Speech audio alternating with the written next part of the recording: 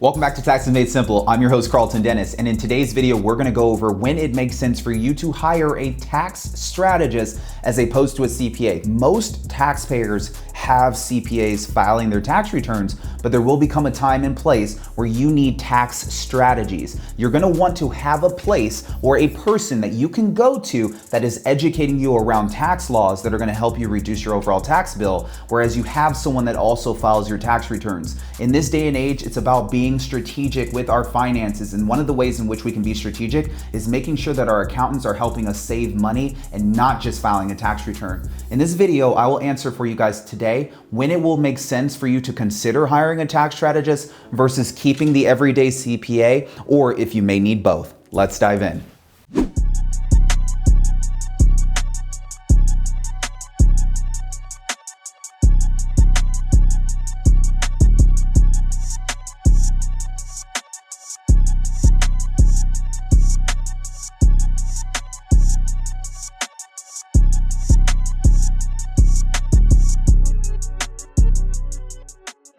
Now, when it comes to understanding tax strategist versus CPA, I don't want you guys to get confused. A tax strategist could be a CPA, they could be an enrolled agent, which is what I am, or they could be your everyday tax preparer. But a tax strategist is someone who's taken it upon themselves to primarily focus on tax law, and their goal is to help you reduce your taxable income in integrity with the laws. One of the things that I'm noticing about a lot of CPAs is that a lot of CPAs do a really good job of just filing your tax return. When you go into the office during January through April and you're providing your tax accountant your W-2s and your 1099s and your profit and loss statement. This is what we call tax compliance season. And when you're in tax compliance season, the goal of your CPA is truly to file your tax return to keep you, the taxpayer, in compliance.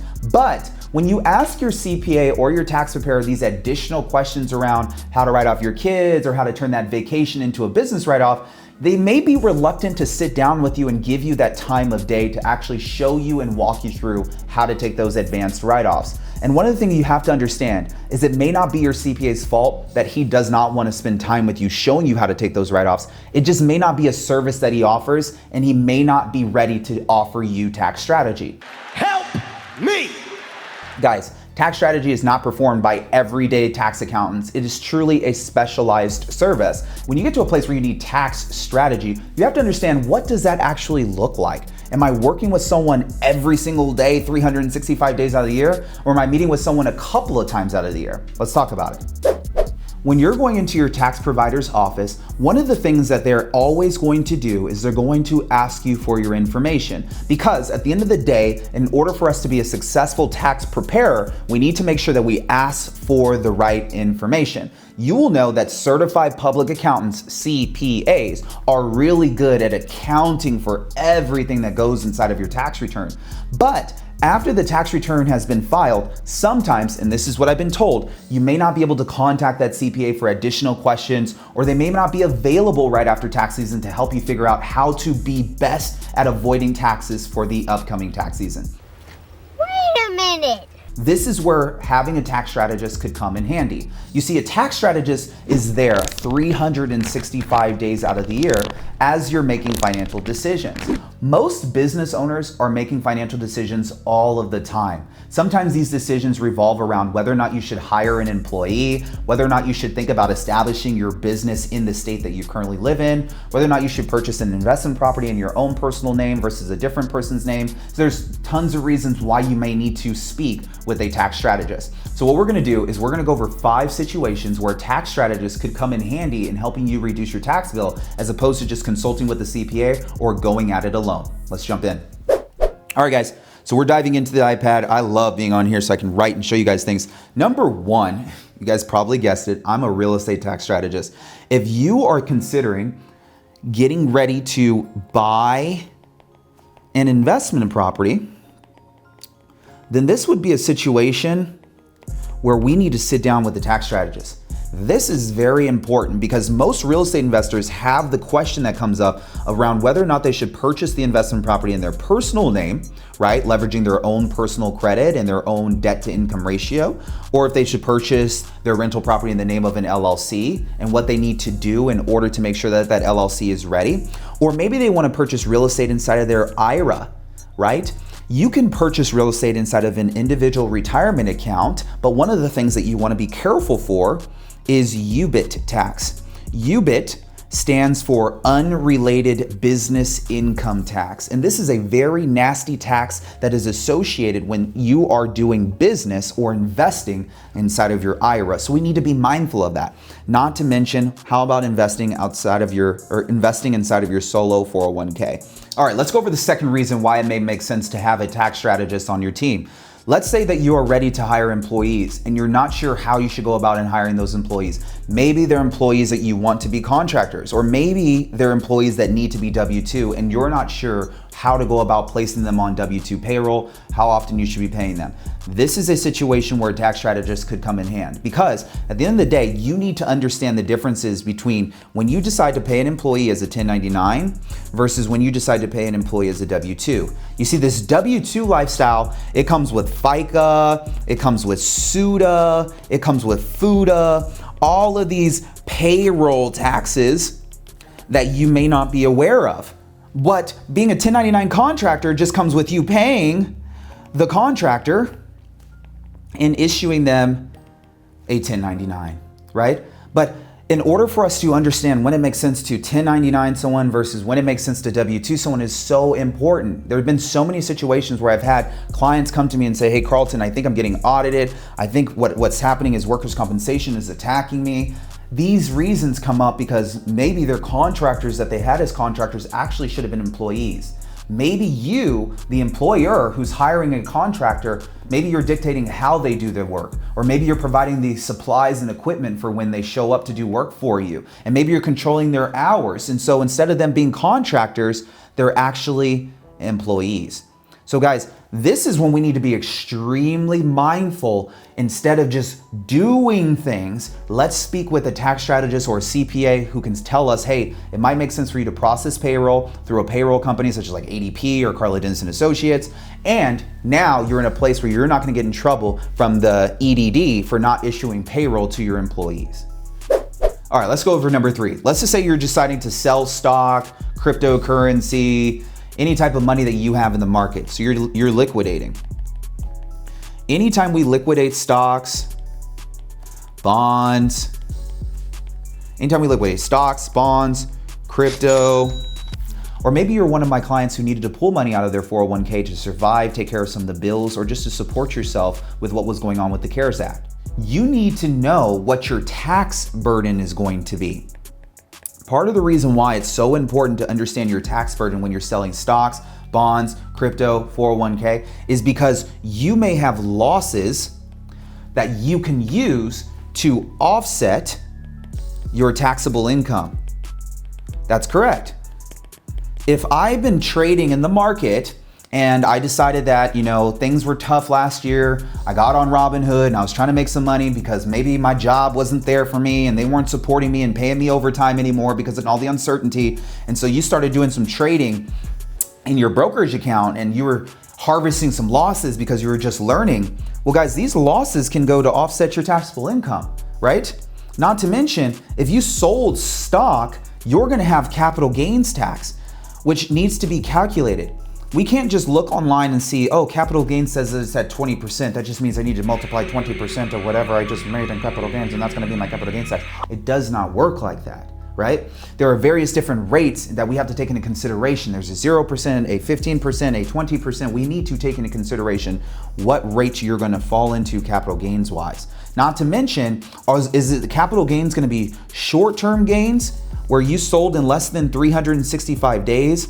Or are they gonna be long-term gains where you held on to some of the stock for longer than 365 days and you decided to sell it? Guys, these are the things that we have to take into consideration ahead of time before going into our tax provider's office to figure out what are we gonna owe versus what are we gonna see back in a refund. In order to be in a place where we are doing best practices as taxpayers, we have to speak up. which means that we have to partner with people we feel comfortable with, have the conversation around what we were doing inside of our brokerage accounts, be transparent around the situation that we're in and why we may have needed the money. So that way someone on the back end can help us so we're not end up overpaying the government. Guys, the government was not there when you were sitting inside on your couch trying to figure out how to make money. They came through with the little stimulus checks, but that's about it. They weren't there when you were sacrificing and working those overtime hours and doing the things that you need to do to provide for your family. So what we can do as stewards of our finances is make sure that we take the correct steps to partner with the correct professionals when we're selling stocks and we know we're gonna have a taxable event. Number 4, let's say that you have low business expenses. Now I'm gonna be very careful when I explain this. I wanna make sure I'm talking to the right business owners. If you're in a place where you just started your business, of course you're gonna have low business expenses. You haven't made a lot of money yet, which means you're not spending a lot of money yet. But you could be in a business where you make a lot of income and you just don't have a lot of expenses. This happens all the time for my clients that are day traders, that are doing Amazon automation businesses where there's all these little contractors running around delivering orders for you and everything is already covered, right? You might be in a place like this where you have these hands-off businesses that don't really require much other than your laptop and your cell phone. So if you're in a place where you're making high income, but you have low expenses, then you need a tax strategist. Because at the end of the day, someone should be able to come to you and say, okay, I understand that this is the nature of your business, so unless I change something inside of your business, you're gonna continue to write these checks to Uncle Sam every single year. Unless something changes, we will continue to overpay Uncle Sam. Now, how do we get out of a place where we have high income and low expenses? Does this mean we just need to spend more money? This is the direct thing I want you to understand about tax strategy. Tax strategy does not revolve around you just spending more money to avoid paying Uncle Sam, right? Anyone can do that. It does not take rocket science to know that if I made $100,000 worth of income and I have $100,000 worth of expenses, I have no taxes. But then also I have no money. Business owners don't want to be in that position where they constantly have to spend money to avoid paying taxes. So what do? We partner with strategic tax strategists. Someone on the other end of the line needs to be able to say, hey, I have strategies for high income earners who also don't have a lot of expenses inside of their business. It's important for your tax professional to understand your business. If you're someone who isn't traveling all the time and you're not in a business where you're gonna be leaving the house very often, so you can't take a car expense or a traveling expense, you need strategies to be able to avoid paying Uncle Sam. And sometimes these strategies need to be more complex than just putting money into a retirement account. This is where having a tax professional who really understands your goals comes in handy, because they can partner with you on figuring out how to keep you in a place of making the income that you want to make without having to write such big checks to Uncle Sam every single year. Business owners should be rewarded for making more money, not having to pay more income taxes for making more money. And if you partner and understand the laws with a correct professional, you'll see where all the advantages lie in the tax code. Let's jump into number 5. Now, God forbid, but things come up and you could be going through a divorce, which means that you're gonna have a filing status change. And if you're going through a filing status change, which means that maybe your spouse just passed away, or you're going through a divorce, or you decided to get married, right? Then things are changing now. We have clients all the time that say, hey, my wife is a real estate agent. I'm working for Tesla or working for Apple. What does this all mean now? Should we combine our finances? Does it make sense for us to file married filing separate? This type of calculation should not be done in the tax appointment. This calculation should be done ahead of time. What's the reason why? Well, for the reason I just said, if one of you is a business owner and the other person is a W-2 taxpayer, maybe the business owner has an ability to be able to take additional write-offs ahead of time that would make sense for the couple to file jointly or separately based on the particular situation. Maybe you have student loans and one spouse does not have student loans, so I'm disqualifying one spouse from being able to take the student loan interest deduction when you guys file jointly. But we also have to take into consideration the filing statuses for married filing joint. The tax brackets are different when you're filing married versus filing single. The government limits the amount of tax credits you get to take. So if you have children that you have on the tax return and you file married filing separate, now we don't get to take all the tax credits that we would have taken if we filed married filing joint. Do you see now how important it is that we take the time to speak with a professional so that way we're never putting ourselves in a compromising position? The last thing I wanted you to do is load up a shotgun and point it at your foot and say, hey Karlton, here's my foot today and I'm a taxpayer who just shot myself in the foot because I didn't know what I was doing.